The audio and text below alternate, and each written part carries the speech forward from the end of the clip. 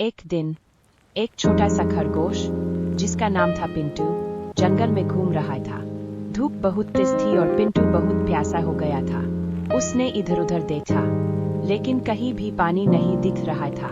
उसकी जुबान सूख रही थी और पैरों में कमजोरी आ रही थी। वह एक पेड़ के नीचे जाकर बैठ गया निराश होकर।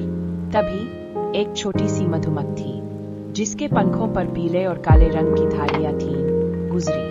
उसने पिंटू को उदास देखा और उसके पास आकर पूछा, हे खरगोश जी, आप इतने उदास क्यों हैं? क्या हुआ है? पिंटू ने अपनी समस्या बताई। मैं बहुत प्यासा हूँ बेहद, मुझे कहीं भी पानी नहीं मिल रहा है। मधुमक्खी ने कहा, चिंता मत करो पिंटू, मैं तुम्हारी मदद कर सकती हूँ। वह उड़ गई और थोड़ी देर बाद एक बड़े लाल फूल पर आकर बैठी। उसने फूल से मीठा मीठा रस चूसा और फिर पिंटू के पास लौट आई।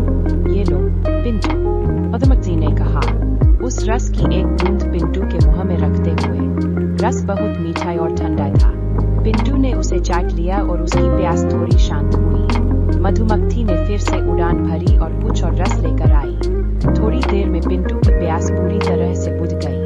वह बहुत खुश हुआ और मधुमक्खी का शुक्रिया अदा किया। शुक्रिया बहन, पिंटू ने कहा, तुम्हारी मदद से मेरी जान बच गई।